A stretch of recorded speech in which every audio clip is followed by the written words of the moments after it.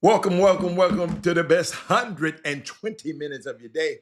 The Chop Shop, the nation's #1 urban sports talk show, and also your midday sports happy hour. Yours truly, Robert Hatter, alongside Jim Hicks, coming to you live from Houston, Texas. But we broadcasting all over the world via Facebook Live and YouTube Live. And today is Tuesday. Today is Tuesday, y'all. Wow. I just don't know where to go. Daryl Anderson. I just don't know. Somebody called me this morning, Eric. Somebody called me this morning. Man, what you gonna talk about today on the last show of the year? I don't know. But people call. Y'all, I really don't know. It just happens.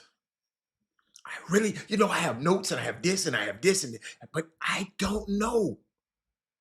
I really don't know. And y'all might say something, somebody might say something on the feed and I'll change it. But share the show. Oh, I haven't shared the show. Hold on, let me share the show. Because y'all get me so excited. I'm excited today, though. I'm excited. I'm excited. I'm excited. I'm excited. I'm excited today, though. Look at me. I'm excited. Look at me. Hold up, y'all. I'm trying to I'm trying to share. Let me share the show to all my people. Share it to my groups. I don't know if y'all do stuff like this, but I've been doing this for a long time. And I try to share. I just be want to share because I don't want nobody to ever say, "Well, Robert, you didn't send it to me. I didn't get the notification." Okay, but I'm giving you the notification today. Uh, I'm giving you a notification. I'm sharing on right now. I'm sharing on Twitter. I just shared it to my personal page on Twitter, and then um, I will go over to the YouTube. I mean, not YouTube. I will go over to on Twitter. I will go over to the Chop Shop page, and I post it over there.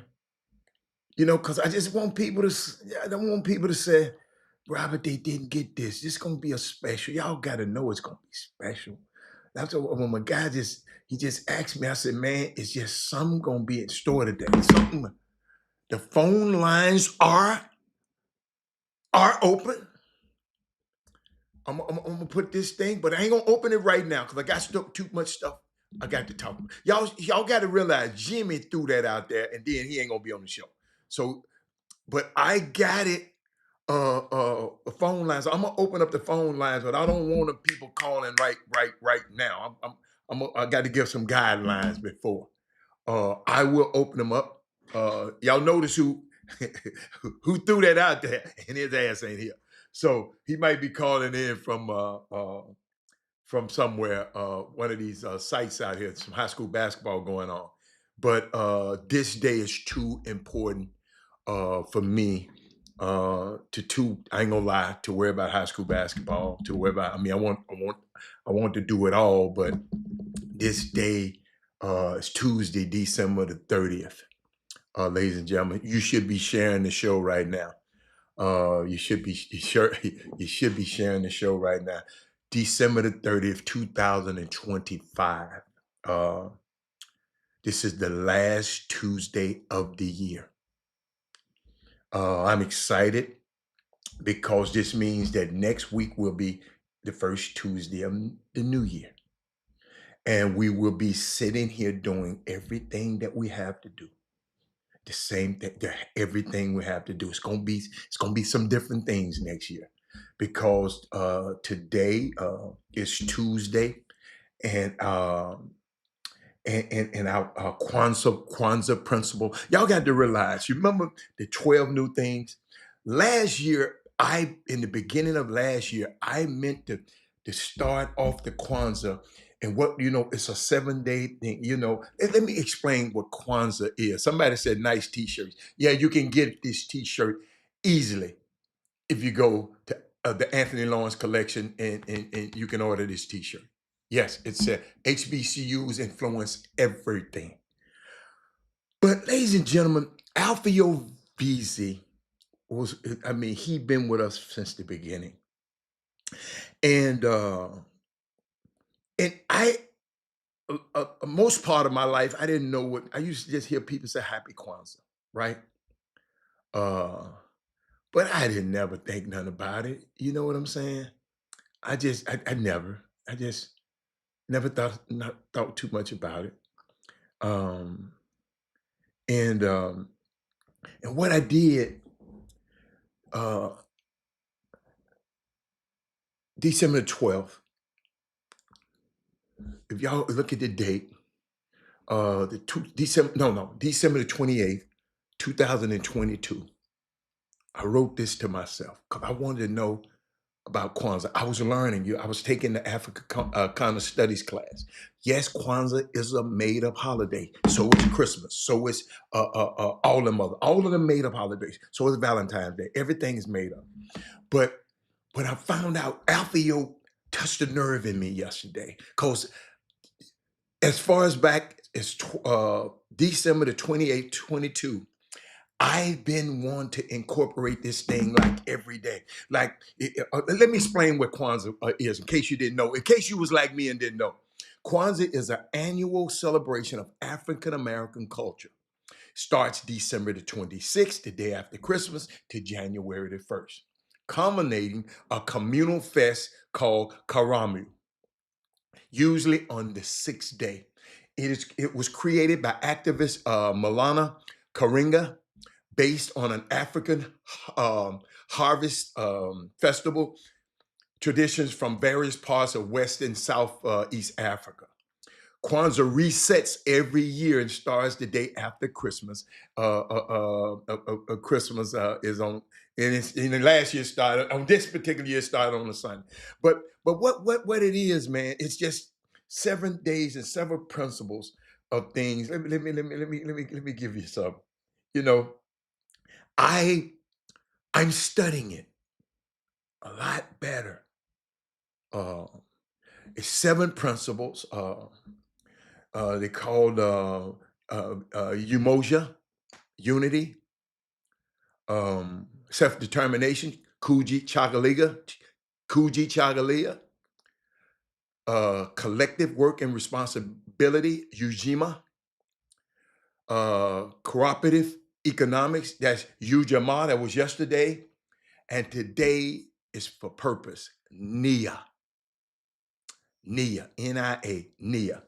And what we're gonna do is we're gonna every day we're gonna use one of these principles throughout. That's one of my 12 new things that I'm gonna be doing. You know, 12 new things. Remember the book from Shonda Scott, Give Me a Year, doing 12 new things. This is one of the 12 new things that I'm gonna think about. Because when you think about it, because the day is Tuesday, the Kwanzaa principle of the day. See, I never forget. They was telling me about when I was learning this. It's so unique. You're supposed to ask the question. Let me make sure I get it right. You're supposed to say, okay, Habaragani. If I tell you Habaragani, then your answer should be Nia. Okay? Habaragani is the greeting that they use in Kwanzaa. When you ask the question Habarigani, you're asking, what's the good news of today? So if I say Habaragani, that's what the good news for today. And you begin by saying the name of the Kwanzaa principle for that day. So today, Habaragani. The Kwanzaa principle of the day is Nia. That's the purpose principle. And what that is, this principle that says we are to make our collective vocation, the building and development of our communities in order to restore our people to their traditional greatness. So look at my man. Look at he right on time. He a little late, but he right on time. Uh, I thank you so much. I thank you so much. Habaragani.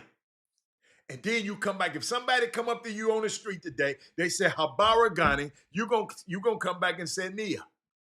which means purpose. Nia is to make our collective vocation in the building and developing of our communities in order to restore our people to their traditional greatness.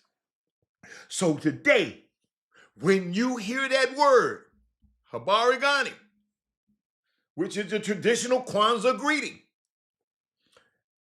that's asking you, what is the good news? What is the good news today, Mr. Habari Gani? And the good news today, as I said already, is Nia. And Elliot Bill, what's up, man? The purpose, and let me tell you something. It's purpose. And when you say it again, like somebody asks you, somebody said Habari Ghana, you said Nia, and I want you to say it with gusto. Don't just say Nia. No, Nia, purpose. And I wanna, Elliot Bill, how you doing? And I wanna formally welcome y'all back to Black Talk Landia. This Black Talk Landia. You know, where we do our best and embody the best of Black Talk radio tradition. The Joe Madisons and all of those guys that came before us. Black Talk Landia. This is where we can talk about our stuff. So it ain't no real word, but we'll make it a word. Black Talk Landia. Share the show, because we're going to talk about some things I've never talked about. This is the last day. It's the last one of the year. I'm going to open up the phone lines shortly, and you can call in and ask anything. All right? You don't even ask anything. So I'm gonna put the number across the screen in a minute. And this show, in case you didn't know, it's here, and we have difficult conversations, the hard, challenging conversations about how our world, how our community got to be so messy. And when it comes to the issues like summer basketball, college sports, politics, race, and all of those kind of things, this matters greatly because it helps us learn how to be better people and learn how to be a better community. And as a result, we can, guess what? We can show a better and have a better world for us, right? This is what this show is all about. This is what every day I'm trying to do something that give y'all a stepping step, building bricks. And I told you, bring a brick when you come here, because we're trying to build something here. And that is how talk empowers and become action. We just ain't finna talk about it. We're going to do it. And it's closing time, y'all. It's 2025. It's the 30th of the year. And it's not New Year's Eve yet. It's New Year's Eve. Okay? It's New Year's Eve. And I'm excited about what this time of year means. I'm real excited about it, Eric. I'm real excited about it, Alfio. I'm real Thaddeus Moody. I'm excited about the time with this year. And I'm looking forward to how it's going to allow an opportunity to sort of reset. We need to reset. Let me know if you're in here. If you're coming in, share the show. Because a lot of people need this reset today. There's people out watching college, high school basketball, but they need this reset. So make sure they watching this show. Make sure y'all tell a friend and tell another friend. It's time for a reset. And yes, I know time is a flat circle. I know time only means a thing because we as humans have agreed that time means a thing. So, and it does, it means a thing. Okay, time. I know some of you would like to put 2025 in a bag of rice. Y'all know how to, when the phone get wet and get messed up, I said iPhone, y'all put it in a bag of rice and it dry out somehow. Yeah, that's what y'all want to do to 2025. And I get it, and I'm with you. But I also like to invite you to this moment of reflection. I really do. A moment of rethinking how it is that we show up for each other. We got a young man on this show right now, Alfio VZ. He was smart enough. He was the instructor of a class at the Legacy School of Sports and Sciences. But every day his class, he turned on this show in his sports marketing class. And I hope he left in his desk a note. You know how you open up your desk and leave a note telling that next instructor, hey, you need to show this show to this class. I was just thinking about it, but reflection. I was asked a great question yesterday, Alpha Yo. Man said, Robert, how long you been doing this show? What made you do it? And I gave y'all the history of how I got on this show. But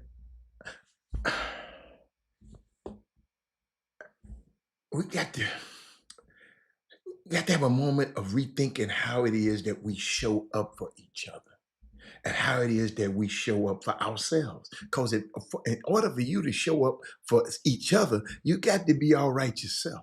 You follow me? We have, y'all, I know y'all ain't telling me, but I know we have been through a lot this year. It's a lot we had to navigate this year. And frankly, most of this year has been kind of terrible and no fun. But when I think about it, there's a lot that we have learned by what we've experienced this year. And I want to be clear. Not all lessons are fun. Some lessons suck. And there's a lot in 2025 that did suck. But think about everything that it has taught us. Think about how much we've grown in terms of our knowledge about the realities of the world in which we live in. Thank you, Alpha Yo. I'm just glad somebody out there listening.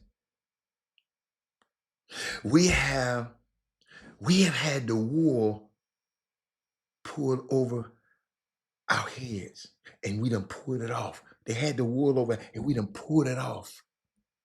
We see the world so much clearly now, Elliot Bill. And even though we are seeing, quite frankly, it's not a pleasant view. That 2020, that Project 2025, and what Steve Bannon and Steve Miller and his wife and all those people are doing up there in Washington, D.C., in their public housing in Washington, D.C. Yeah, the White House is public housing. We pay for it. Nobody wanted to see that we're surrounded by people that don't mean us well. Nobody wants to look at and reconcile our goals and our visions and our dreams with this notion that, quite frankly, we are living amongst people, ex-door neighbors, co-workers, who are literally doing everything they can to stymie those goals and these dreams that our kids have. And you have. No one wants to acknowledge that. That's why when I talk about the Anthony Lawrence collection, we control that. We control how successful the Anthony Lawrence collection gonna be. Because what they said, HBCUs influence everything. Somebody asked about this sweater. Everybody should be on that website right now buying one of these sweaters.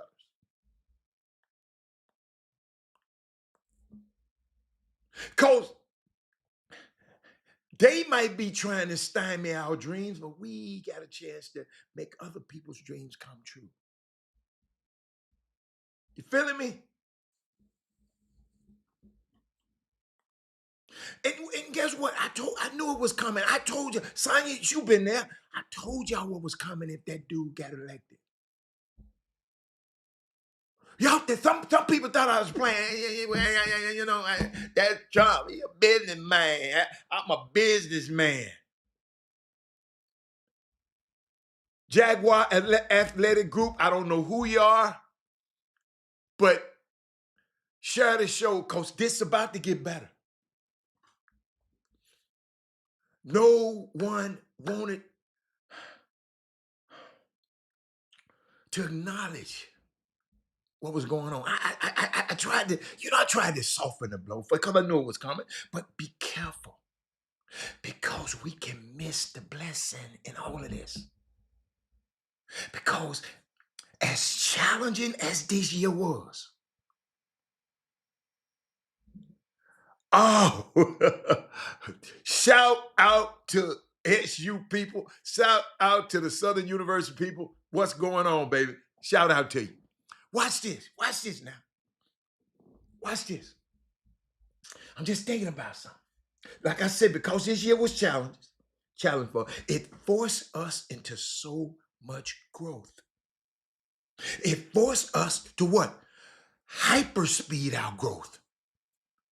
I mean, if you know anything about Star Trek or the movies, warp speed out. We got to warp speed. We got to be intentional. I told y'all the story. I'm out in LA. My family got a food truck or business out in LA, and I was out golfing with some golfers every day, about 40 to 50 golfers every day. And one day, these guys just said, they was watching the show, and I talked about a few of them on the show, and I never forget this. I never forget this. One day, I left, playing golf. I left, and I came back to the crib, right? Back in LA, came to the crib, and then they called me and said, come over to the truck, ladies and gentlemen. They were on this show, listening to me a week ahead of and talking about being intentional. All of those guys left the course and intentionally came to the food truck and bought the food truck out. We didn't have a carrot left because these guys were intentional. What they didn't take home, they was buying for people just walking by the street. Do y'all hear what I'm saying? We got to be intentional about the Anthony Lawrence collection. He got a flash sale going on right now. And y'all know we could really, really be intentional. Where my flash sale at? I had it. There. We can be intentional about going to that site intentionally right now. We got the power to just go and just bombard the site like all of those guys came and did. Because they got a word they got from this show, and they said, oh, we coming out there and do it intentionally. Free shipping, a flash sale. Go to, hold on, let me get you, go to this website. I'm gonna hit it to you right quick, because I'm gonna talk about it all through the show, because this is the kind of stuff that we need to start doing. The AnthonyLawrenceCollection.com. Everybody should have it on their favorites.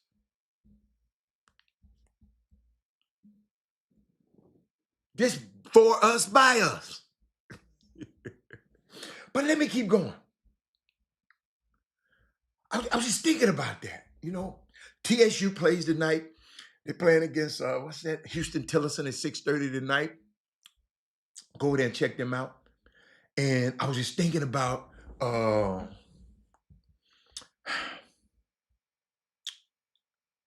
friendly reminder. We got a lot of the stuff and got a lot of stuff going on in the world about the NBA draft. People are getting drafted in the NBA and by the NBA, and then they're going on and play college. Y'all, I mean, y'all got to remember it's high school basketball tournaments going on all around the country. These young kids playing on wishing they can go to college and play basketball and continue there. So what we talk about today going to determine where these guys, what's the landscape and what the climate going to be when these guys go to college, goes off to college. So my friendly reminder is for those mad at schools bringing in NBA draftees, coaches have been doing wild things to get the best players long before the NIL. Y'all got to realize I've been in this business for 30 some years trying to represent players.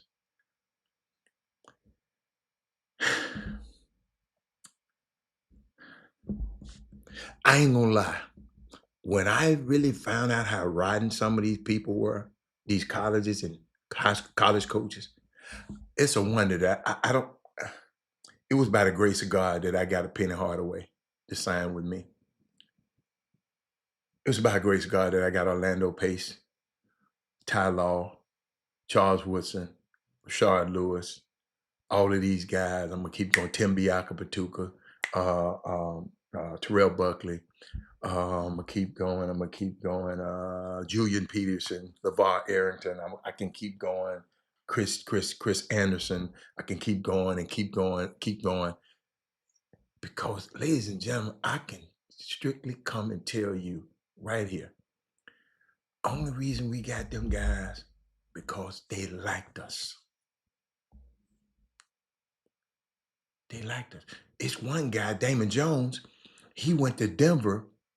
And you know how you go and visit the agents bring you into their town and try to woo you to sign with their fan. He went to somebody before he got to us. When he got to me and we finished our spiel, he said, Rob, I need to talk to you. I said, what? He said, man, I want to sign with y'all right now. I said, well, we ain't finished everything. He said, no. He said, you just went through a whole presentation and you said nothing negative about no other agent in this business. Every time I go to somebody, before I came to you, they was talking negative about you and talking negative about your company. And he said, I knew something had to be spent. You the only, y'all, I want y'all to hear this. All your haters out there, are your friends as haters? This guy couldn't wait because he said, when he first he wanted to see here, I'll spiel first. I gave him the spiel. Listen to me. I don't have time to talk negative about somebody else. I got to let the kid know what he's getting to with me. He and I got a journey we have to go on. So I'll never forget that. But that's how I did it. It's some rotten people out there be talking negative about, yeah, and hold up, they succeed. Because some people like to hear that. I know some girls, some guys that talk negative about another guy, and that girl mess with that guy. I just don't understand people. When somebody come and tell you, like I told somebody other day, a great story. Dude came to me telling me, man, somebody said this about you. I said, whoa, why were they so comfortable talking about me to you? What you say? But I'm just giving you a friendly reminder that those that mad at schools like Baylor for bringing in NBA draftees, coaches have been doing this wild ass stuff to get the best players for a long time. Before NIL transfers, chaos, and the NCAA shaky legal ground, remember Tart, the shark, he said, 9 out of 10 schools cheat. The other one is in last place.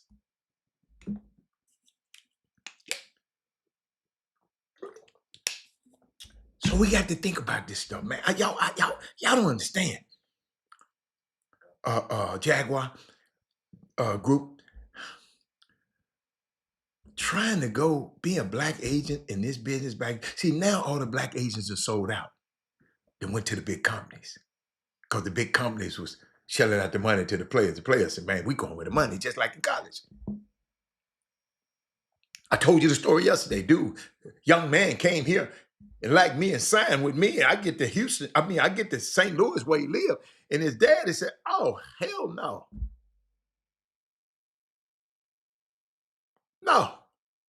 Then I found out that it's a company. I ain't gonna call the company's name out. The company paid his daddy.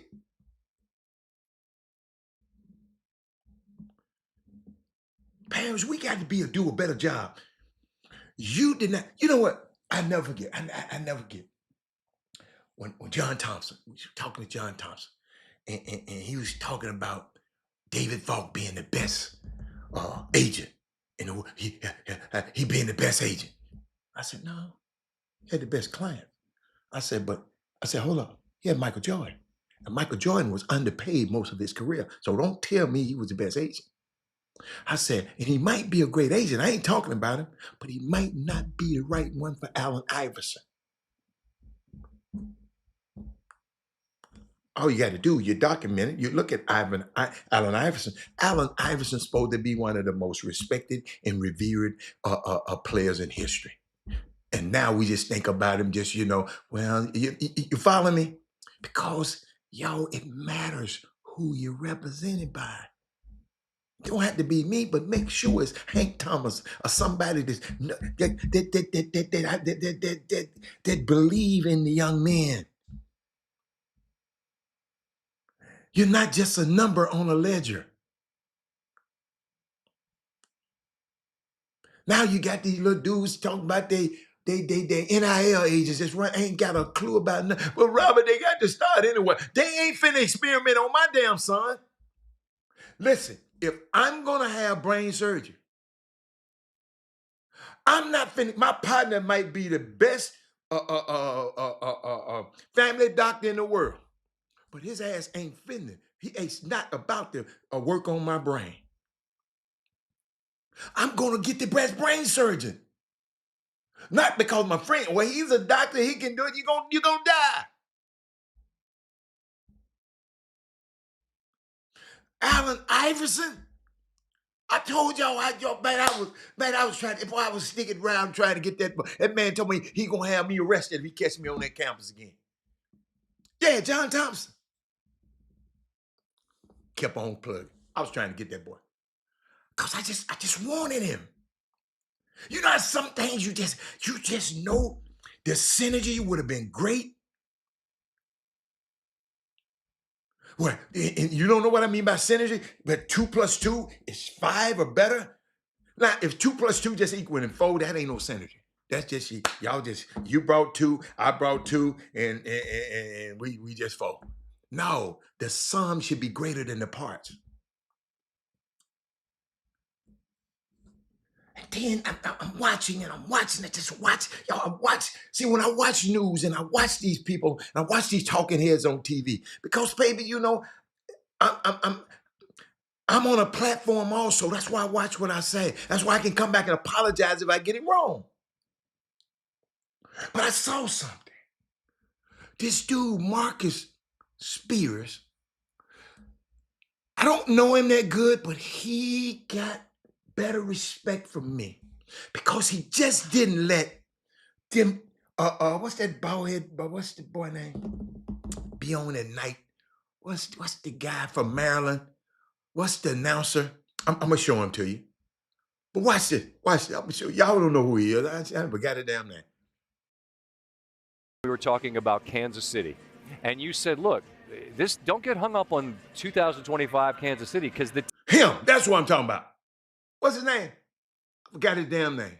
But watch this. Just watch this. When we were talking about Kansas City, and you said, look, don't get hung up on 2025 Kansas City because the tape says they're not that right now. Lamar's 6-6 as a starter this season, and I know he got injured against Kansas City, and who he has been, multiple MVP, we understand that, but who he is this year hasn't been that guy. Okay. Yo, and your homeboy, I don't know what Ryan Clark was going to say, but watch this. This is Robert, this the Robert Hallen. No fault was not working with owners shortening on guys their contract. No, he was not. Where do y'all be getting this mess from? King Sticks every day. King Sticks, do me a favor. And I'm going to show it to y'all. Let me put it on the screen, y'all. Let me show you what he says. And then we're going to come back to this. We're going to come back to this because I'm talking about something. We're going to come back to this. Dude, what are you talking? But let me keep going. Scott Van Pelt got to talking negative about Lamar Jackson. And watch Marcus Spears. Hey, man. I'm not saying they're better without him. Listen, I'm not directing this to you. Understood. Or RC. I know how y'all think about Lamar Jackson. I am not going to listen to it. This team has won every season because of him. They have been in the playoffs, AFC championship games. They made runs. This has been one of the best offensive football teams the last 5 years in the NFL. And we got one season where the dude been beat up, and I don't give a damn if you don't like how he come to the building. Your ass wasn't talking about that when he was out there winning MVPs and putting the team on his back when everybody else was injured. He ain't dropped the damn pass or called it not a touchdown with Isaiah Likely in the football game. He didn't fumble the damn ball against the Kansas City Chiefs when they could have won the football game. I ain't listening to that. I heard people talking about this while I was out of town last week. Lamar Jackson, they don't like the way he come to the film. They don't like, I didn't hear none of this when he was winning games consistently for the Baltimore Ravens. I remember Todd Monken not running the football in the AFC Championship game. I remember Derrick Henry just a week ago not getting a touch in the football game that they possibly could have won if they would have ran the football. But Lamar Jackson, the problem. It is crazy to me how this stuff manifests. And we hear a story now, and it's a story written that they don't like how it go. I ain't never seen John Harbaugh before this year not praise Lamar Jackson, not talk about how great of a teammate he was. I'm not going to sit here and listen to people talk about Lamar Jackson and the way he goes about football because of one bad season in Baltimore, when everything we've heard about him has been great coming out of Baltimore. Every game we've watched, we've acknowledged, you know what? He the reason Baltimore plays the way they play on offense. When Greg Roman didn't want to throw the ball down the field, we asked, could Lamar Jackson be a really good passer in this league? They go get Todd Monken. He's one of the best passers in the league. I ain't listening to this crap. I almost said the S word. Y'all go ahead and take it from here. Remember earlier this year? That's how you got to be. You know how some of y'all just go along and, well, if everybody else saying it, I know y'all be on Twitter and everybody else saying it, that's King Sticks, and he hears somebody else saying, talking about, wasn't Falk. Hold up, y'all. Now, hell, he gonna shorten somebody's contract for.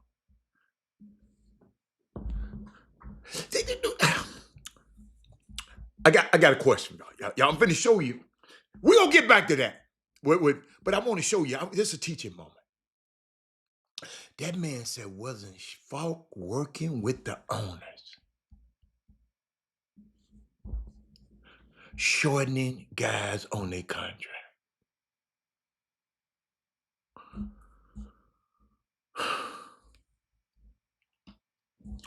The only way an agent get paid is when he get his client some money. He get his client the contract.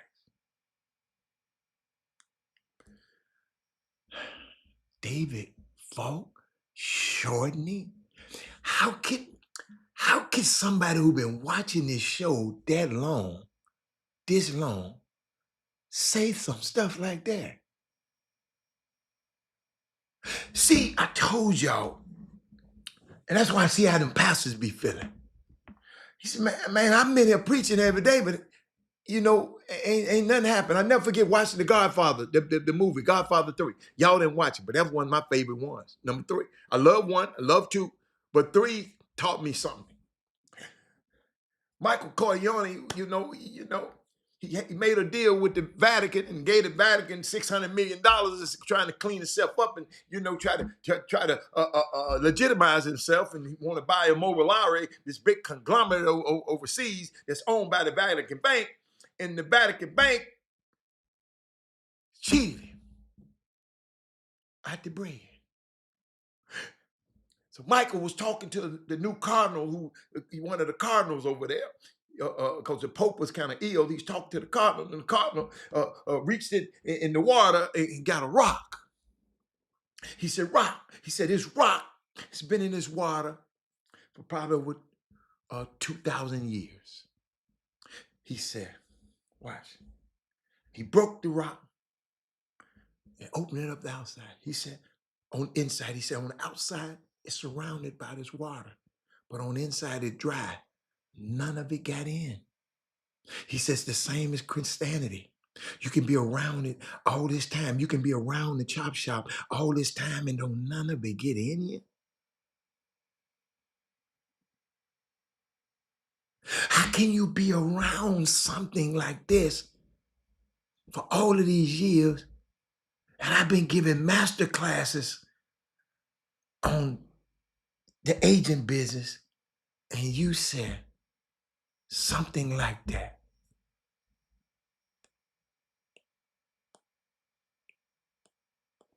Now he didn't,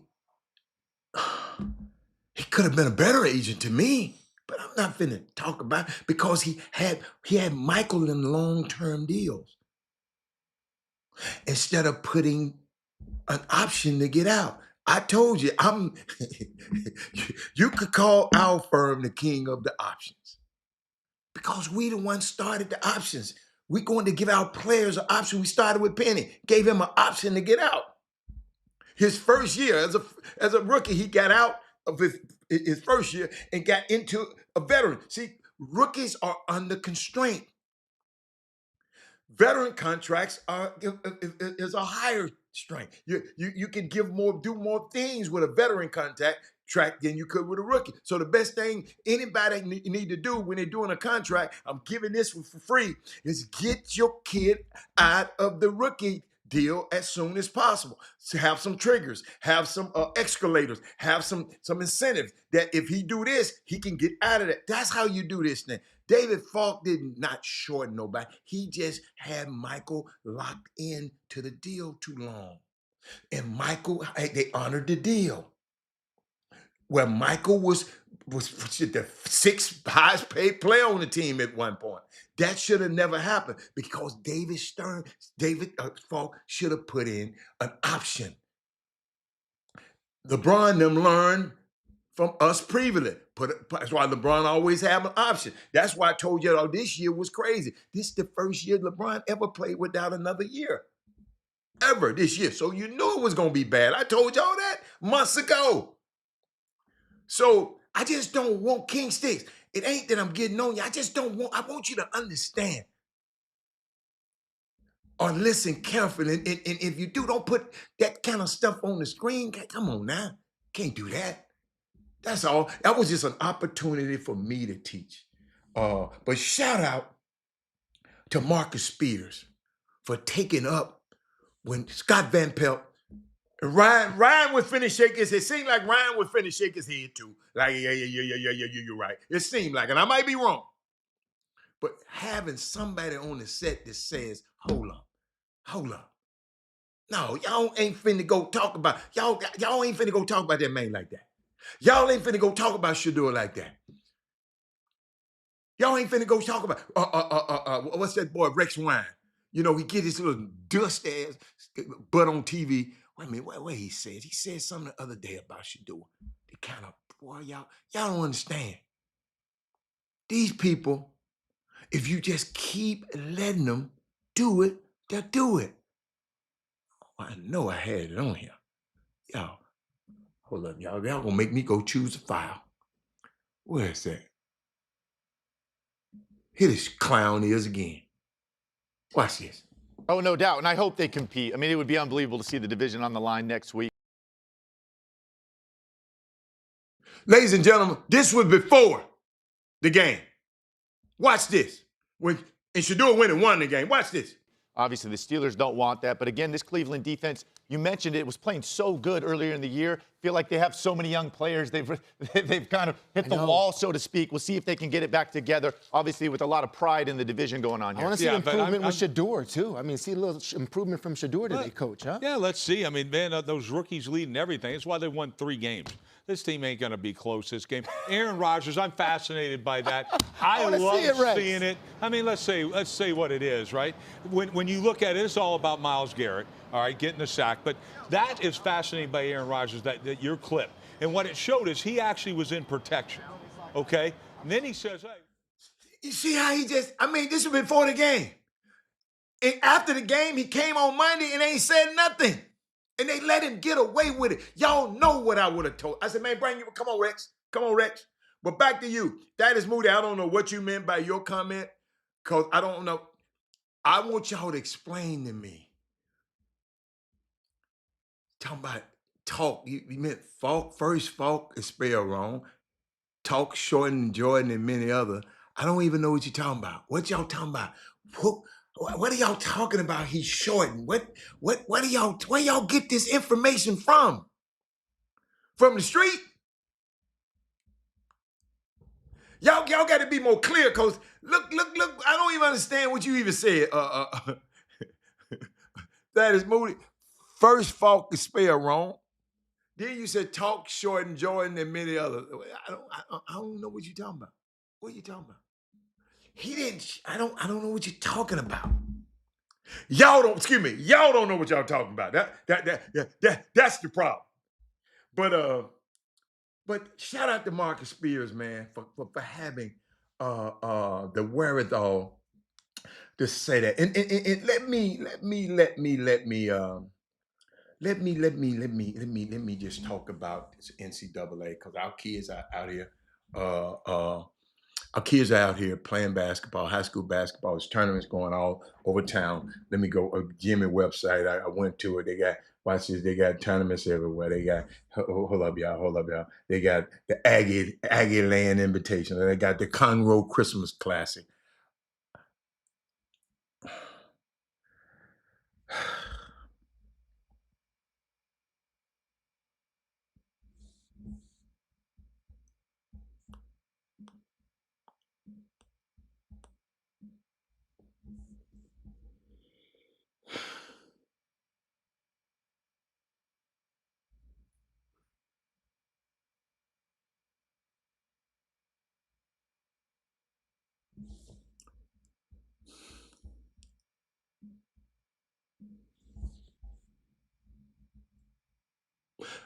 I also saw him eating lunch with the owner of the Atlanta Hawks, Atlanta, and everything. King Stick. I'm a friend of Nico Harris, but Nico got to pay my damn client. Y'all keep telling y'all, just because it was on The Last Dance don't mean it was true. Just because it's just a documentary from Michael Jordan's point of view, he wanted to have his truth. That's his truth. Scotty, everybody said they had different stories about it. Just y'all listen. Quit watching documentaries and coming on this show and putting talking about on The Last Dance. They talked about it on The Last Dance. What did they say about it on The Last Dance?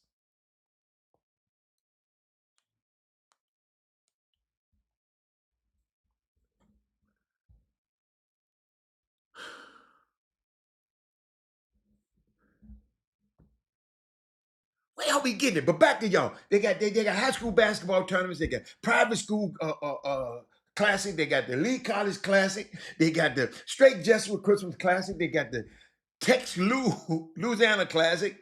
And they got the Vite Classic. They got all of these classics in the Houston area right now. They got all of this. I'm talking about the Last Dance. Just like the dude told me, what they said it on the house or on the Housewives.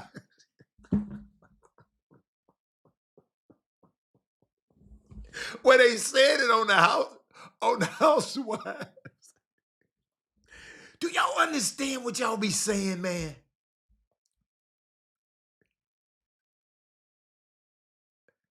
If you did a documentary about King Sticks, you gonna have it from King Sticks' point of view. Eric Harrison ain't gonna agree with that shit. Who else on the show? Fob ain't gonna agree with it. Nah, come on, man. Come on, man. Do me a favor, King Sticks. All this texting, make sure that you done went right here. Hold on, wait. For King Sticks, make sure you gonna work me like this. Make sure you go to the Anthony Lawrence collection and take advantage of this flash sale. Please do me that favor. King Sticks, take advantage of this flash sale and get you some luxury, cultured, legacy, limited time only, premium, collegiate, and lifestyle apparel. I don't care what school you went to. Just get some and gift it to somebody else. Just do me that favor. Go to Anthony Lawrence Collection and go shop and shop. And then we'll worry about they.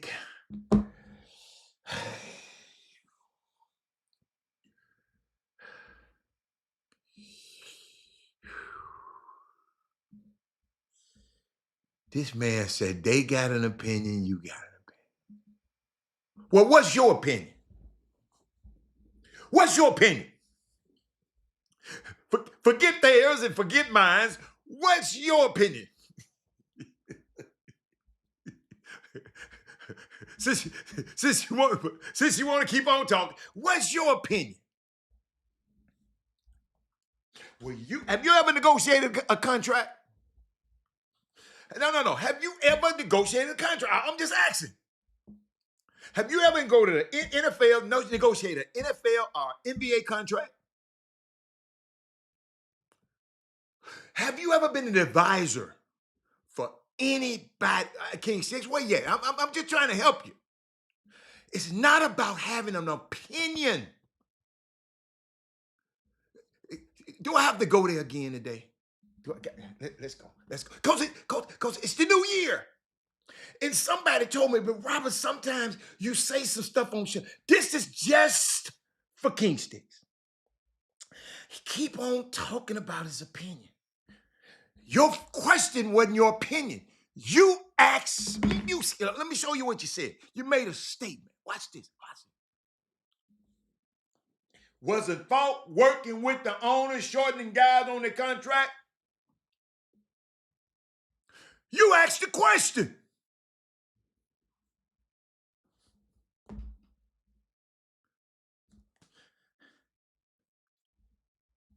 Hold on, let me put it back up there. Was it fault working with owners, shortening guys on the contract? That's what you say. Do you? But me knowing this business, how asinine that sounds, it's just, I'm trying to help you, but now you trying to talk about this is not my opinion.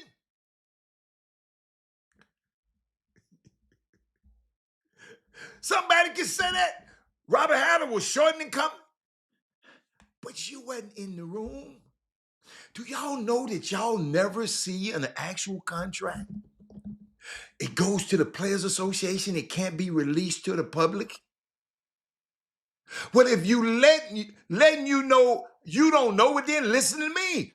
I'm giving, but you talking about opinions you just saw on The Last Dance. On the Last Dance. No, it's all right. Travis Lynch, the man say he listening, but they got their opinion. I ain't talking about no opinion. I know when people watch, anytime I watch a documentary, this Peep Game, I'm gonna give you this for free. Anytime you watch anybody's documentary, go get some historical facts, at least 5 sources when you watch the documentary. Every documentary I watch, I want to go and find out other stuff. I saw a documentary on, if I listen to the New York Times, hold up. If I listen to the New York Times, hold up, y'all. Their opinion. Watch this. Watch this. I want to make sure I get it right.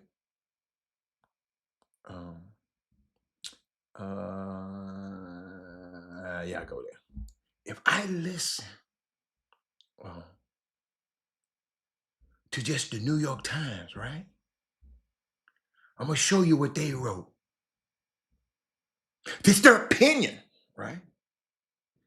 But if I listen to them, hold up, I got it in my notes. If I just listen, see, this one I'm trying to tell you, I'm trying to help y'all that something that helped me. promise you it helped me. Let me see. I got it in my notes somewhere. Hold up, y'all. Just so many notes. Here we go. So if I got it, I'm gonna show you what they wrote about the greatest man, one of the greatest men in the world. This is the New York Times. Okay, they wrote this, and I'm trying to find it. I'm getting there, and I was so pissed off that they wrote it in the New York Times. You talking about a damn documentary? And I told you in my research, and it still haunts me to this day, that Adam Clayton Powell died on April the 4th, 1972. And on April 6th, 1972, 2 days after his birth, the New York Times, King Sticks, it's their opinion, Robert. It's their opinion. You're right. This was an opera. My product was an op-ed. The editor's opinion. But let me show you what these opinions are. Watch this. Watch this now. I want you to listen carefully. He died on April the 4th, 2072. I'm sorry, 1972. On April the 6th, 2 days after he died, it was an editorial in the New York Times that said this. They said, on April the 4th, 1969, a black leader named Martin Luther King was killed in Memphis. 4 years later to the date, April 4th, 1972, a black leader named Adam Clayton Powell died in Jackson Memorial Hospital in Miami, Florida. Watch this. One died and left a legacy. The other died and left nothing. They wrote this in the paper.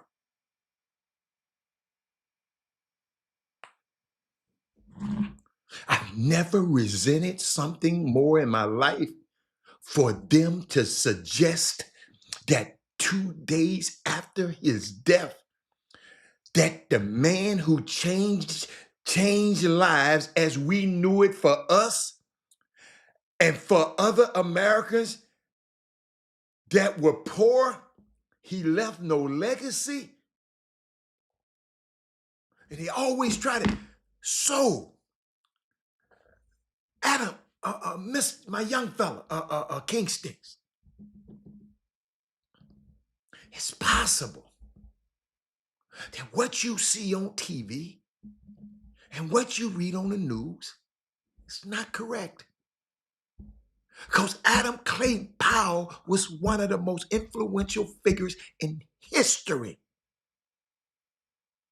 He done things that nobody ever gonna be able to duplicate again.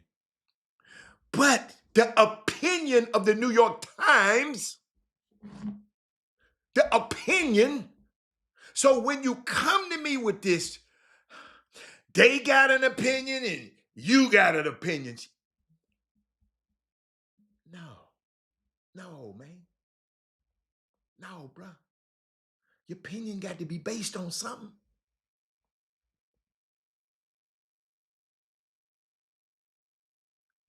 Your opinion got to be based on something.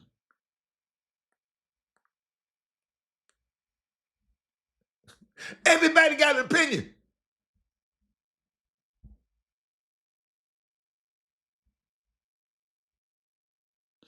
Let me give you some. And maybe I have to give it all the time because people always come on this show, always talking about their opinion. And I understand.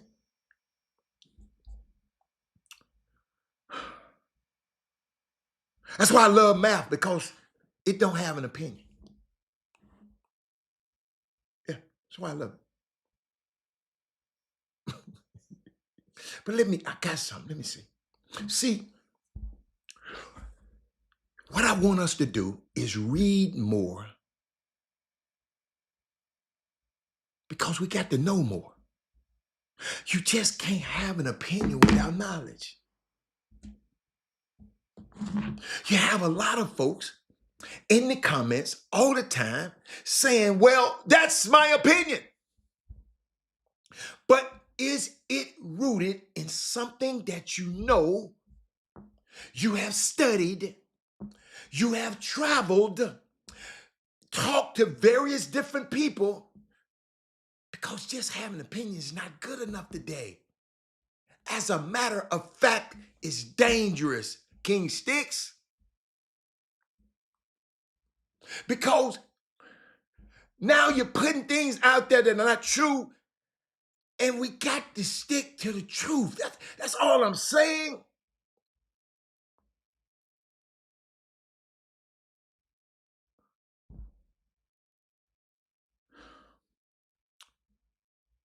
I wrote some on opinions because I told somebody something.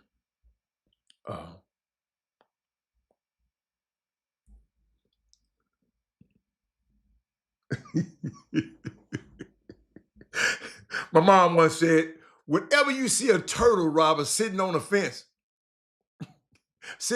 post, you know he didn't get there by himself. She just always says some stuff like that. But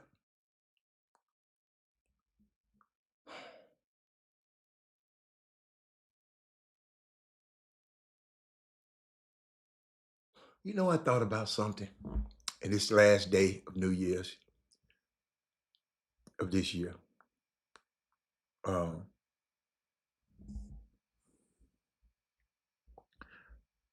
There's so much stuff. So much stuff. But I got to give this lesson today. Gosh, this too much. It's too much. Oh my God, this too much. It's too much. It's too much.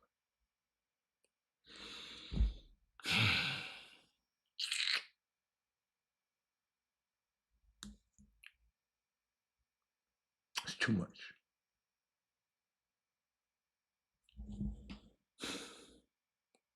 But I know one thing, we have to tell our young people how we got here.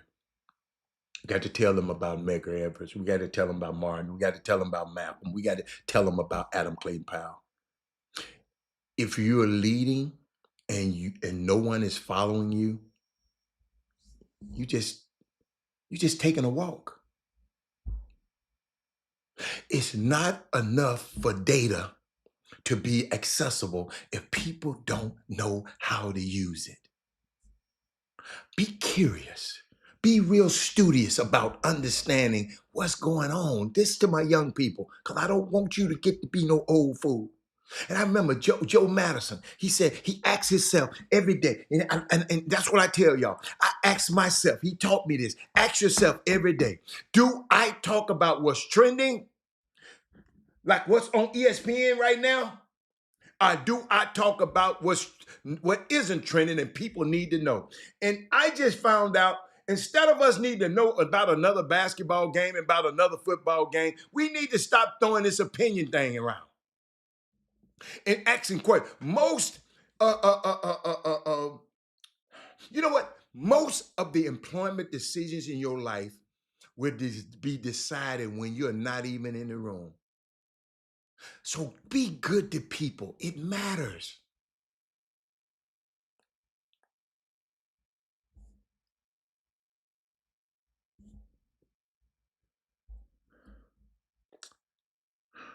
And you don't have to diminish others in order for you to shine. I don't have to render you powerless in order to be in power. You're either good or you're great. What did somebody say? You're either real or you're fake. Oh, hold up. That's my boy Jeezy. That's my boy Jeezy. What he said? He said, you either real, well, look, he said, you either good or you're great. You're either real or you're fake. That's why I stay spitting real, because real ones relate. I got to go to work. Jeez, I love that, Jeezy.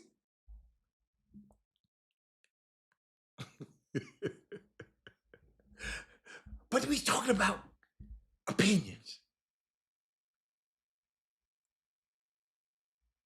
The world's, listen to me, y'all.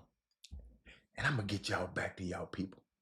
about what y'all like to talk about, high school basketball and NFL football. But the world's most intelligent people consistently keep an open mind and are willing to change their opinions when presented with new information.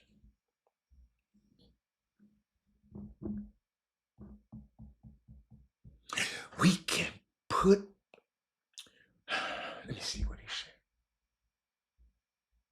What he said, you can't put a price tag on our principles.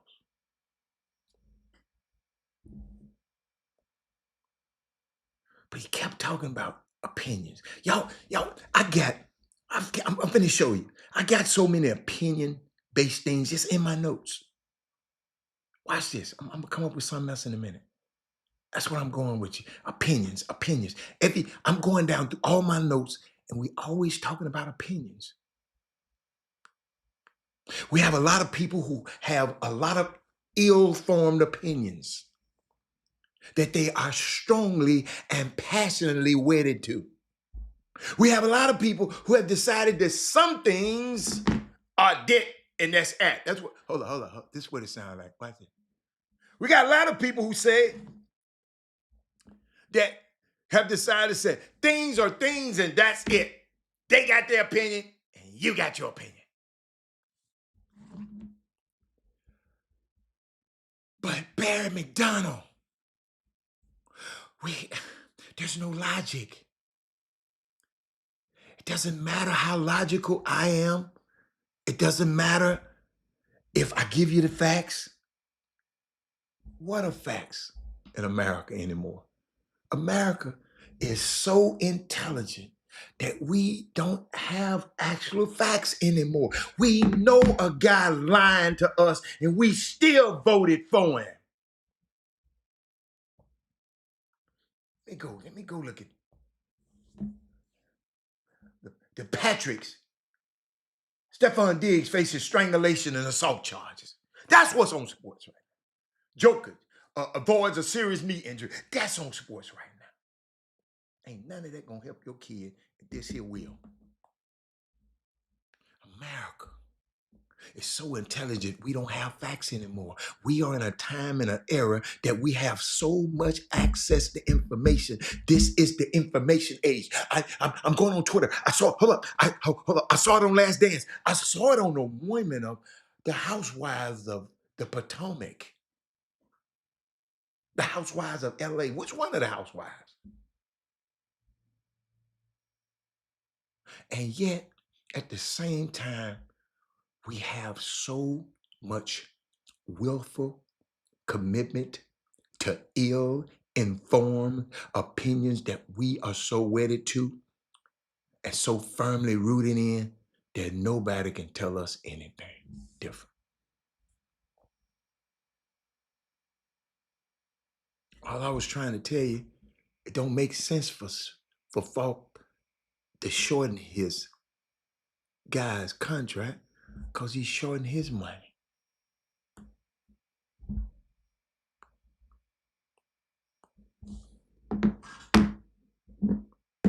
Now, what I'm gonna do, I'm gonna put up this thing.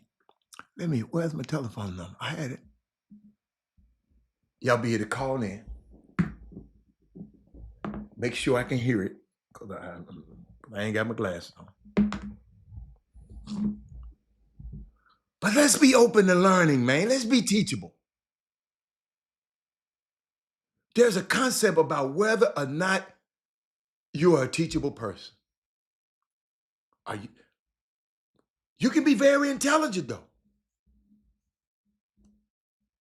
Trying to make sure this phone ain't ring.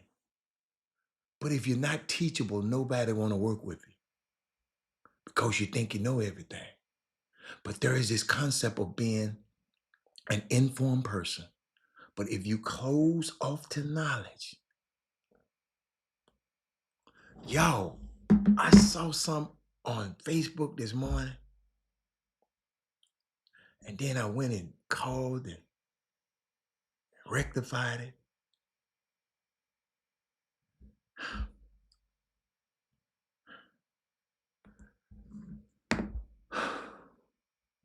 But you'll repost it. Just being lazy.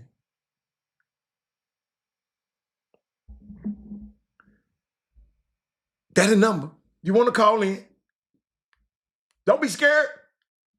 I ain't gonna bite you. If you're closed off to the idea that there's information out there that perhaps you don't know, or if there's information that conflicts with facts that you have already learned, it's all right. Talk about it. It's all right. I'm waiting on this phone, man. Don't know about it? This the last, what, 40 minutes of the new year. See, I know what y'all thinking. You got on King Sticks. No, I didn't. King Sticks just said something that our next generation need to hear. He just brought it out of me. It's very brilliant. Y'all be thinking it's fun, but he give me an opportunity to teach and draw from my experience. I even thinking about the NCAA yesterday. If ain't nobody call, I'm trying to see. I forgot how to turn this hold on.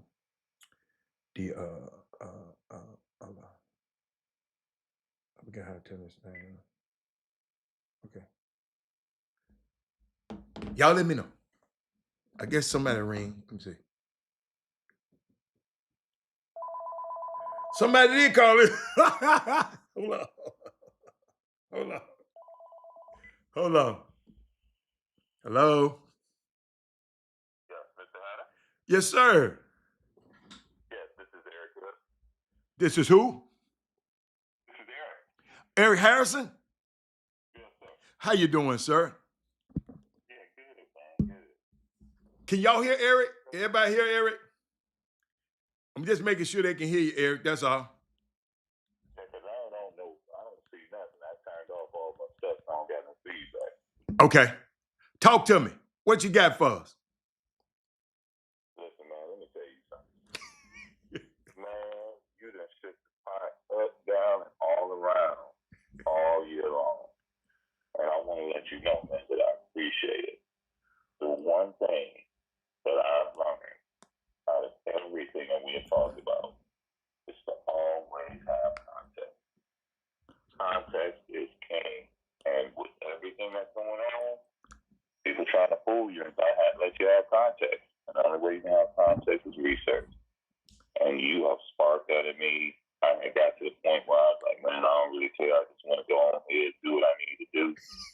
But these conversations have sparked me to do some things, to move the needle, not only for myself, but everybody around me, especially young people.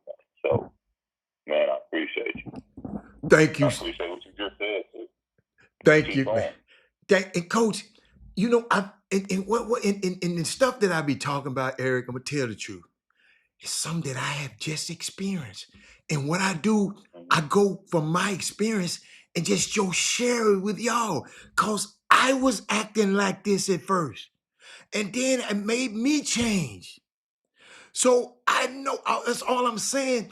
I'm just, ain't nobody perfect. Nobody perfect in this world. But what we trying to do, man, we got an awesome opportunity to make something really, really happen with this platform. And we got to have everybody. We got to understand we can't have, we can't be sitting here in a meeting and everybody's saying, let's go. Then we got one guy in the back saying, Cause guess what? He didn't get it. Cause he saw it, cause he saw it on The Last Dance, or he saw it on the Housewife of the Potomac. You follow me? Because he just hadn't been informed, it just hadn't been. I told him anytime, and I tell people again, I'm gonna repeat this again. If you listen to a documentary, no matter which one of it, go find some data. outside of it. Go look up some historical context Uh-huh. of it, and you're gonna find, and you're gonna find some truths, but then you be able to form something. That's all. That's all. That's all what I do. But man, I thank you. I thank you. I thank you so much for calling in, man. I appreciate you.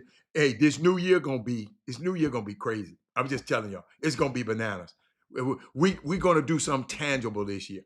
Okay? Uh-huh. I'm with you. All right, baby. I appreciate it. All right. All right, thank you. All right. All right, baby. Wow. I wish I could have turned it up, y'all. I just don't know how to work this damn thing. I'm sorry. One of these days, I'm gonna know what the hell I'm doing. But that was good. That was good. That was good. That was good. But I want to share some with y'all because we talked briefly about NCAA yesterday. And I just want to give y'all a little something, right? Give y'all a little something so y'all can have some because people gonna be talking about it in the barbershop. But always remember, let me find this. Let me find this for NCAA had made they wrote a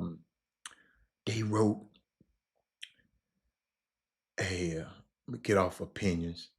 NCAA, they had a statement, and the statement said, "Watch this. It's the NCAA." It said schools are recruiting and seeking eligibility for more individuals with more international, semi-pro, and professional experience than ever before. And why the NCAA members have updated many rules following the House injunction. More rules must likely be updated to reflect the choices member schools are making. At the same time, the NCAA eligibility rules have been invalidated by judges across the country, wreaking havoc on the system and leading to fewer opportunities for high school students, which is why the association is asking Congress to intervene in these challenges. Did y'all get that? Did anybody read that? I'm trying to make this thing go louder. Wait a minute. I'm sorry, y'all. Y'all, it's a button, and I remember the button. I just don't know what the hell to do with it. Y'all, I hate when I don't know. I hate to not know stuff. But cause I want Eric to be louder. Can anybody hear Eric what he said? Can anybody hear it? Let me know. So, can anybody? Y'all want me to translate that for y'all? Did everybody understand that? Somebody, give me something. Let me know. Let me know. Did everybody understand what they said? And then I got something for you. Did anybody understand what I just said about the NCAA? That's what they wrote. After all of this stuff that's going on, right? I'm finna give you something. You're gonna be the smartest person at the nail shop now. Y'all hurry up. Somebody say something. Has anybody said something? Let me see. Let me go. I'm trying to. Come on, y'all. Come on, y'all. Taking too long to comment. King Sticks. Come on. King Sticks, you should be the smartest person in your crew right now. You should be the smartest. Anybody? Come on, y'all. Come on, y'all. We got 27. Wait a minute. 37 more minutes. Oh, you want me to translate it? We're going to let college sports go to the crapper because A, we want to force Congress's hand, and B, we don't actually have the legal power to do anything else. That's what they said. They scared of the lawyers. They scared of everything. And this statement was an open invitation for schools to start recruiting NBA players. Maybe it also hastens to break away college basketball leagues, and they want to engage in collective bargaining. He said, oh, Tamika said she didn't hear Eric. Eric just said he just thanked the Chop Shop for we caused him to be a more critical thinker this year. He was so cool, so in other words, we caused, and Eric, you can put it up there what you wanted to put up there, and I'll put it on the screen. Um, she couldn't hear him. Okay. But Tamika, that's really he was just saying, by him watching the Chop Shop, it caused him to be a more critical thinker and just not go off what he sees on Facebook, what he sees on social media.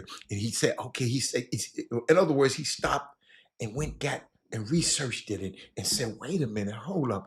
Y'all, I wish I could tell y'all what I just saw other night, and it was just so far from wrong. But what happens is people in our sphere of influence, Tamika, they would just go on the Facebook, they go on Facebook and get some information and just think it's true.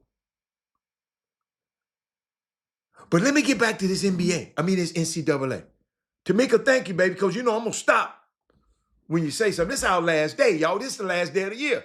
But we got Eric's bracelet. You can break it down, Trey. But the NCAA to Congress, they saying, Congress, we need help. Schools are chasing foreign and domestic pros like never before. Court rulings keep killing our eligibility rules. We know we have asked you for help for more than 4 years, but this what the NCAA, this the NCAA.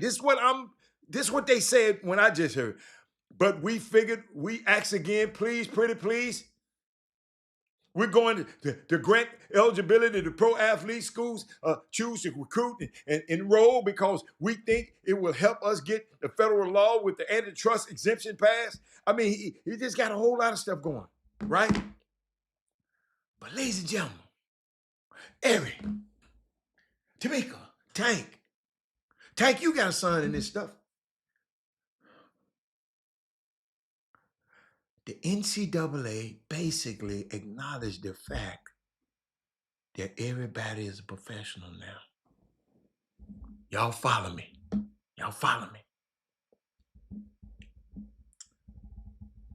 Almost every player. Look at Mr. Hag, D. Hag. Almost every player in the high major basketball, the good ones, the top ones, they make 6 figures. Some of them make 7 figures. So you hear guys that's making 4 to 5 million, right? Watch this. When this comes out, everyone was like, how is a professional basketball player going to play college basketball now? No, he did not. He don't have any eligibility left. He done played in the NBA. See, I just see. Go back, Mr. Bartholomew, and look at your source. Go back again. I just told y'all. Do me a favor. Let's go. Kenny Lofton, mama and daddy post everything. Go to their social media. Go to their thing. I can call them right now. What you... Mr. Bartholomew, did you talk to Kenneth Lofton Jr.?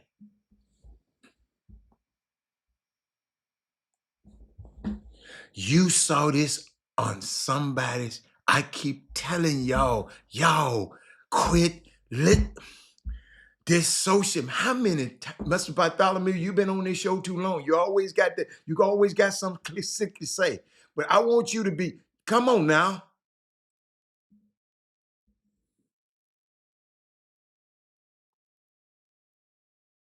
I saw one that said Magic Johnson said he coming back.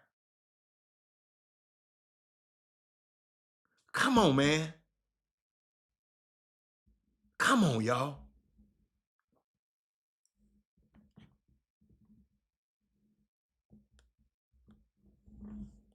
Let me explain to you something.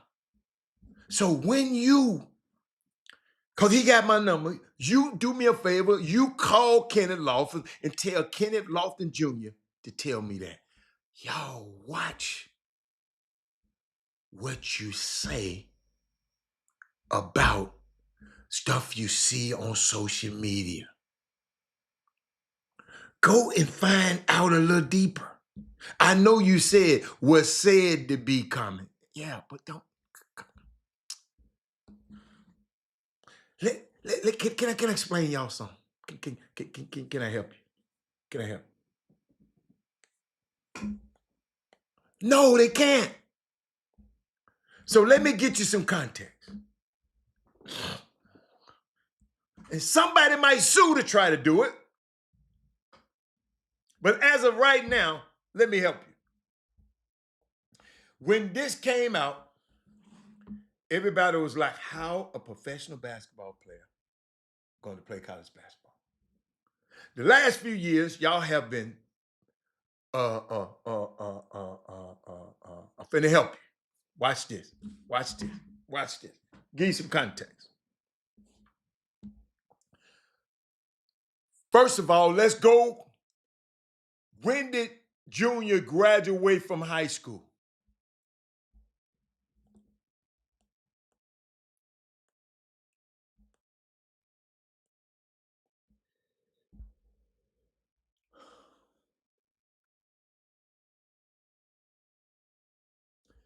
He was in the NBA and he wasn't scoring 40 points a game in the NBA.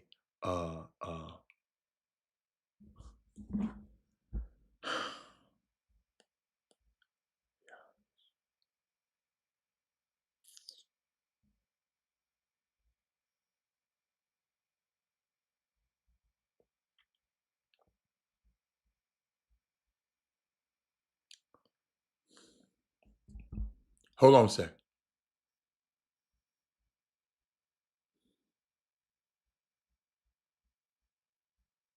I'm looking at Junior's post, his actual post. This dude said, I saw Junior's post. No, you didn't. It's coming from somebody else. But let me give y'all some. Let me give y'all some. Let me give y'all some help. Okay? Now, y'all take notes now. Because y'all be forgetting.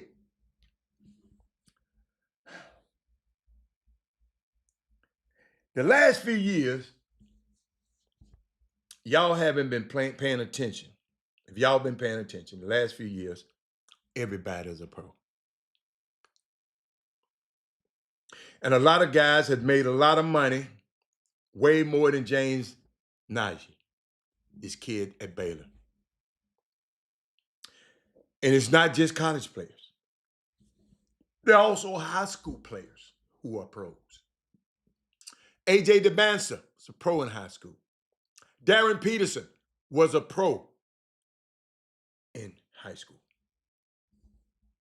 Right? They would pay significant amounts of money to attend their prep schools. Right?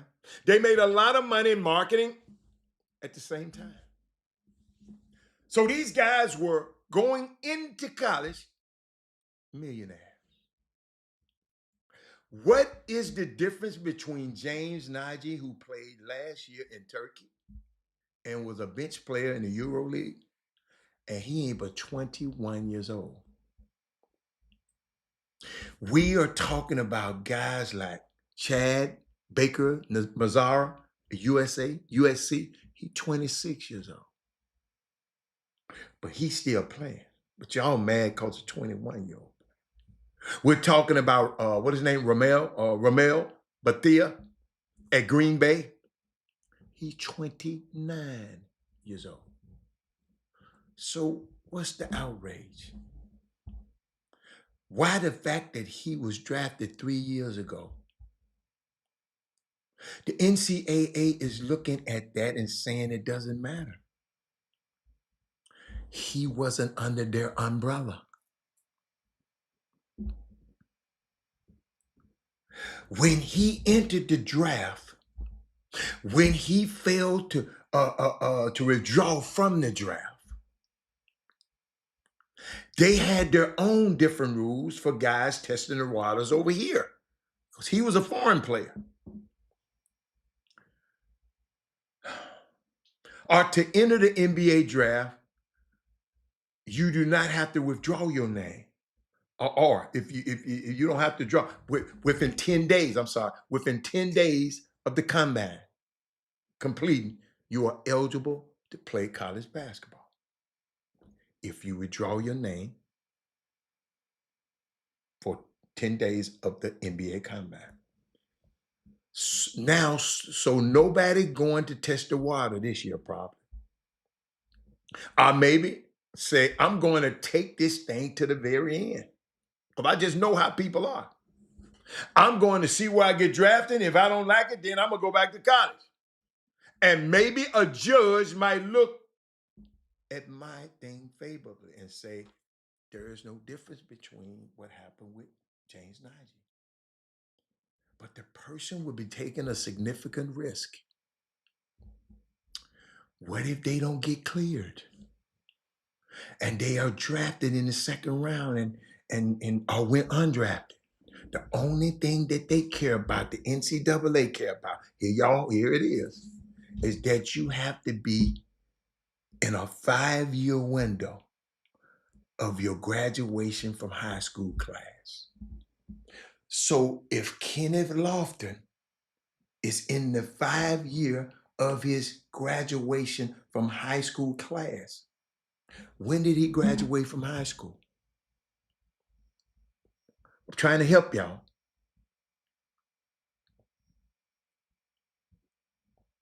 Let's look it up. When did Kenneth, I know y'all ain't gonna help me, so Lofton graduate high school? 2020.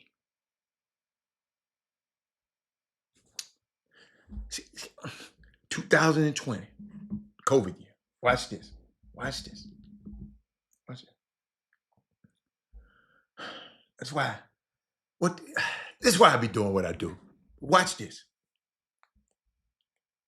Yeah, they used to. That's different right now. That's different. That's different, Trey. I like that, Trey.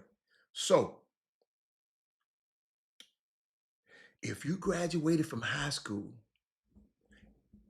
2022 or later, 2022, 2023, 2024, Kenneth Lofton was in 2020, graduated in 2020. Y'all got me? So, thus, those posts that you've been looking at have no context.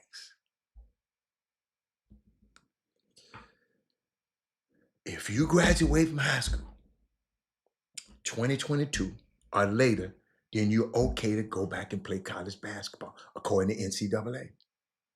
Maybe we will see guys in the G League right now, guys who are on two-way contracts, guys that have already went through the draft, potentially even trying to test that this spring, because they ain't making that much money in the G League on a two-way contract, go back to play college basketball. Because they're getting plenty of money over there. Because you are within the 5-year window. That's why Izzo can't call Gary Harris and Magic Johnson back. They are not in the 5-year window. They can't call Kenneth Lofton back. He is not in the 5-year window of graduating from high school. The NCAA is going to push back on that. And they have won in court several times already. People trying to change that 5-year eligibility rule. The goalposts will continue to move, ladies and gentlemen. College basketball to me, college basketball is really some fire. TSU play tonight at 6:30 against Houston Texas. College basketball, really, y'all don't know. I don't know what y'all been looking at. I just thought about something. We doing all this whining and crying. Grambling playing somebody right now, beating the brakes off them. Pitt played Miami tonight. The ACC done started. Florida State and North Carolina start play tonight. Tennessee and South Carolina State, that's going to be a slaughter. Louisville play California tonight. Notre Dame play Stanford tonight. Gonzaga play San Diego tonight. What the? And y'all around here? What?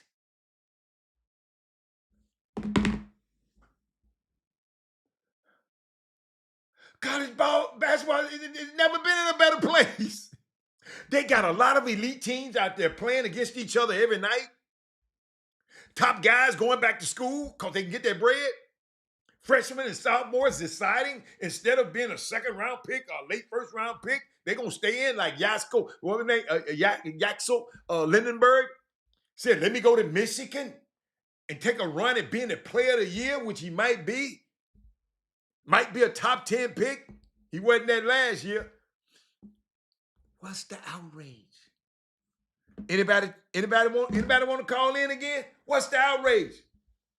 Trey said, NBA, you say no longer, yeah, they pay. Yeah, that's totally out of the door. Yeah, you can get paid. You can get paid. Everybody get paid. Everybody get paid now. Let me see. What else? I got something for y'all next year. Yeah. I got something for y'all next year. Hold on, I'm going through some stuff. No, that's not good. I'm not going to talk about that. I'll talk about that. You know what? I'm going to spend this. Travis, you know what? I'm going to spend this time. Travis. Can y'all give me this? I'm going to rank the 10 dumbest college sports ideas in 2025. Can I do that? Because it's been a very dumb year in college sports. You may ask how that distinguishing 2025 from several of the previous years. And that would be a fair question, but in a few previous nonsensical instances, the industry has doubled down on dumb in a manner rarely, if ever, seen before. She said, what does it mean for high school students that are looking to get a scholarship to play? Tamika, he's got to be real good at basketball. He got to be better than some 27-year-old men, 28 and 29-year-old men at 18. And some colleges are still recruiting high school athletes. But you got to be better, and you got to be patient. Because Tamika, let's say is your son. Y'all go up there, because I got a friend of mine, son, played in every damn game. And he missed one game. And coach didn't let him play. And they talking about transferring. I mean, talk about it, ain't you know, well, at the end of the year, we got a whole damn half a season left. That's the problem. So you just got to be good enough. That's what it means. You can't be marginal anymore. Mama can't get you to mama can't help you when you get up there when you're playing against them 29, 28, and 26-year-olds. You got to start them in the 5th and 6th grade, learning the basics of basketball. Learning how to pivot, learning how to dribble with both hands, learning how to use both hands. You got to be crafty. Then the next year, build on those skills in the 7th grade. And then the next year, you're building on those skills. You know, you're learning other things in 8th grade. By the 9th grade, you're good enough to play on your varsity team. and get minutes. And then in the 10th grade year, you just go, and do your thing and blow up. I'm just telling you that if you talking about they want to get a scholarship. Then 11th grade, you going at them. You everybody calling you where you want to play it in the summer. Then in 12th grade, you just pick where you want to go, but pick the right fit. So what it means, high school players are still getting drafted. I talked to 2 coaches myself. They still want college players. And if you good, they would pay your high school player. If you good enough, you like Cooper Flag, you got to be good though.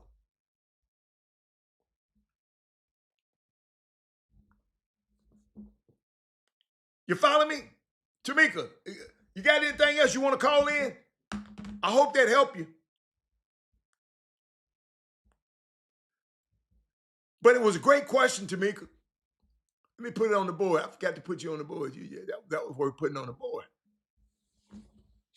That's why I love for women to ask questions. Y'all ask stuff that means something. What does it mean for high school students that looking to get? They just got to be. You can't be regular. You can't be soft. You can't be whining. You can't be complaining. Because they need you to play immediately. Or you're smart enough to keep your mouth shut. If 8 don't play, you be that 5. You be smart enough to be on there and to be the best player on the team. Because guess what? It's possible. Because that's where you gonna wanna have them 5 spots at the end of the bench. You play so good that you can get one of them. Because guess what? But then you can't transfer when you don't play because you know you ain't gonna play. Learn to play the game. Fake it till you make it. Get to college and get better. Ramon Walker, perfect example. Everybody laughing at me, kept being on the bench at U of H, kept being a. Now, Coach Sampson called him the toughest player on his team. He just got to keep putting in the work. Tamika, we know Cooper classed up, but he's that good. I'm just saying, you got to be that good. And Tamika, remember now, most likely if you go to Tamika, do me a favor, go to the college, to the college ESPN or whatever. You go to the college and go get the results and go to the box score. Most time it ain't but 8 people gonna play. 8 kids gonna play. You got me? So college coaches don't mind having freshmen as one of them 5. You can't go get 15 of these transfer ass dudes that can't play dead. Like I can't talk about them. It's my alma mater. But he said, how do you convince a family to pick the right fit over the biggest? You can't convince them. And I ain't trying to convince no damn family, nothing, Melvin dudes. These know-it-all ass, think they know-it-all ass people out here. Robert Hatter has spent his last days trying to convince somebody. You have to pay me for my advice from now on. I ain't trying to convince you of nothing. I've gave you 10 years. With 9 years of this, go back and listen to the old Chop Shop. This is a new Chop Shop. We ought to have been graduated from that stupid ass question right here. How can you convince? You can't convince no parent, no cow. You can't convince them. I ain't trying.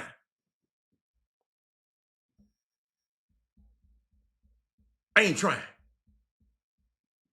Ain't my job.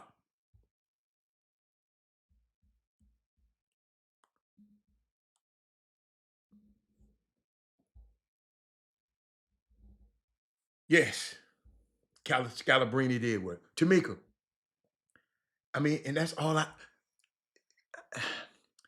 I talk to 2 Division I Power 5 coaches just not too long ago. And they told me, Hatter, I'm not finna get these sorry ass transfer dudes all this money no more. I'm gonna go pay one of these badass freshmen. That's what he told me. I'm gonna use my money on one of these bad freshmen. Now, you just got to make sure your son one of them badass freshmen. And he might not be, but make sure he one of them other 5. This kind of basketball is you. I wish I had a son coming up right now. Man, I should have had a whole lot of damn a boy like Lonzo Ball. Boy. Anything else? Got to be good. Tamika, I wish Tamika. He just got to be good. He said, I played my first college game at 17. The starting point guard that time was 25. This been going on since. See that? Tamika, I would embrace this. And Tamika, you know, I don't know who your son is. I don't know who you are. But if you really, really want more information, go to Chop Shop Htx at gmail.com. And I'll let you know and leave you information. I'll let you know exactly what he need to do. I ain't got no basketball team to him to be on. I ain't got none of that. I ain't gonna write about him. But if his ass balling, I'm gonna talk about it because somebody gonna call and tell me about it. But I will offer it. But all of this talking about how do I convince, I ain't gonna try to convince you or nothing. So Chop Shop Htx at gmail.com. He said, BYU been doing it for years, but after dudes come from their missions, they go to play. If they're good enough. They do it in armed services as well. Absolutely. But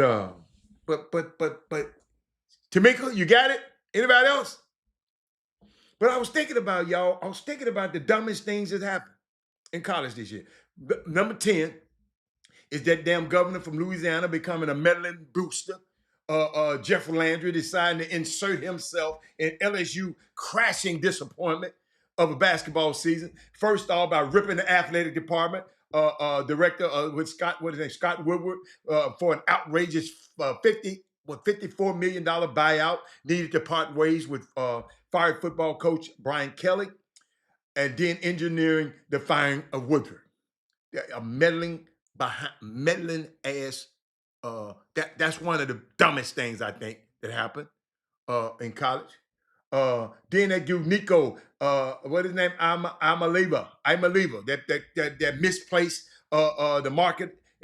Tennessee quarterback who left the team and was told to leave the team during spring, reportedly seeking a pay raise and better surrounding talent, and he was already making. I think they say he was making $2.5 million under the contract signed with Tennessee, and then he wanted some more money and talking about. Then he wound up going to UCLA. Man, they was terrible. He was terrible. That's another dumb move. Another dumb move is the Atlantic Coast Conference, the ACC tiebreaker itself. They tie break themselves into knots. The beleaguered ACC football championship tiebreaker rules covered a lot of scenarios. One thing that it didn't cover was making sure that the team that was ranked the highest in college football selection committee by a wide margin actually win all ties. They didn't do that. That was a dumb move. Then Bill Belichick bringing his old decrepit ass to college and got this little old girl running around the campus talking crazy to everybody. And had a 4-8 record. Then the do-over free agency in basketball with the NCAA on the ropes legally in terms of fighting off restraints of trade lawsuits. It seems like just about everybody, everyone is currently eligible to play college basketball right now.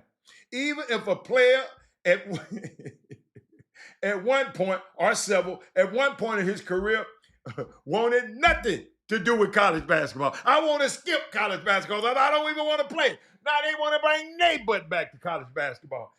You were overseas pros, not concerned. You played in the G League. But now you want to come back to college because the money's there. Come in. Come on in. You were selected in the NBA draft, but you never played. We'll work it out. Currently, there is a run of mid-season additions to the team and basically acquisitions at the trade deadline. What happened to, got to be eligible for a semester before you play a semester? What happened? These are the dumbest things in basketball. And then number 5, that's Sharon Moore. Oh my God, Sharon Moore, the coach at the fired coach at Michigan. Sharon's program management. He was hold on, y'all watch this. As he worked under Coach Jim Harbaugh from 2018 to 2023, Michigan had a chance to appraise Moore as a potential leader of the program. Seems the school missed a few of the warning signs with the problematic football employee again. Moore's 2-season tenure came crashing down early this month when he was first fired and then arrested on the same day. And inappropriate, somebody trying to call. Let's see if somebody's trying to call in. Hold on. Let's see. Hello? Hi, my name is Erica. I need to speak to you regarding your personal loan. This is Erica. Man, damn. I thought one of y'all was calling. What you call him? Robocall. My name is Erica. I'm going to talk to you about a loan. I don't need a loan. But like, what's this at? Talk about Sharon Moore. The inappropriate relationship with a staffer that led to his dismissal, which was followed by him allegedly breaking into the home of the little girl and threatening to kill himself, coming over the disturbing allegations against former assistant Matt Weiss. Dumb. Number four. I got you, Tamika. Don't forget, Chop Shop Htx at gmail.com. I'm gonna tell you what, all these people go talk about, well, come play on my summer basketball team. He the greatest. I'm gonna tell you exactly. Because I'm gonna talk to this high school coach. I'm gonna check him out. I'm gonna tell you exactly what y'all need to start doing. But let me keep going. Wait a minute. I'm talking about the people that's dumb. I'm talking about Derek Hogan. I'm talking about the dumbest stuff that happened in NCAA. Number 4, they're trying to expand the NCAA basketball tournament. The NCAA is poised to push future March Madness field from the men and women to 76 teams. Despite the fact that almost nobody wants it, there is no fan clamoring for the 76. There is only tepid TV partners, people, and them TV people that want some more stuff on TV. It would benefit teams in the lower half of the power conferences. That's what they're trying to do. And more than anything else, with further marginal, watch this, low major champions be pitting against each other in a playoff game, in them play-in games. That's all they're trying to do, man. I'm watching them. That's a dumb move. And then, number 3, believing that the House settlement and the Congress would provide guardrails to all of this stuff, this crazy stuff that's going on in the NCAA. And number 2, more gambling. No, wait, watch this. Nothing speaks to the tone deafness of this College Sports Incorporated. Quite like the movement throughout the summer into the fall to adapt more permissive gambling rules. At precisely the same time that many college basketball programs were under federal investigation for point shaving. They want to get more permissible. In late October, the NCAA Division I cabinet, with the approval from the Division II and III, passed a rule that allows athletes, coaches, and staff members to bet on professional sports. Meanwhile, men's college basketball players at several schools were facing NCAA sanctions and potential criminal charges for point shaving and performance manipulation. Some of them were allegedly paid off by professional gamblers to fix games in exchange for cash. A federal investigation of corruption, gambling, and college games by the U.S. Attorney's Office in the Eastern District of Pennsylvania is ongoing right now. The Eastern District of New York has already filed charges against dozens of people in a separate case, including NBA players we done already talked about. And they wanted the dumbest stuff that happened in college back. And then every idea that Tom Petitti came up with, the Big Ten Commission, has been on a bad taker heater. The bad take heater, proposing a raft of dubious ideas, among them 2.5 years into his tenure in the Big Ten. Petitti still have a lot of work to do to convince the world that he actually likes college sports, because y'all, he doing some of the biggest stuff. So those are the 10 dumbest college sports ideas in 2025. And this is our last show of 2025. And it is 2 o'clock. And guess what? I'm about to get out of here because TSU play tonight, 6:30. And what's happening this weekend? U of H won last night. U of H, boy, that was a close one. Them boys weren't playing with U of H last night. The Rockets continue. They onslaught, taking care of their business, beating the teams they have to beat. But by the next year, the new year, let me see, yeah, because we ain't gonna be back, because we ain't gonna be back. We ain't gonna be back until the new year. And when we come back, I can't wait, y'all. I got so much stuff that I want to share with y'all. But we're gonna be good. We're gonna be good. We're gonna be good. We got Tamika. We're gonna get Tamika taken care of, and we're gonna get the rest of this thing going. But I'm out of here. I gotta go, and I will see y'all next year. All right, I'm out. Let me see. Where my button? Here it is. I'm out.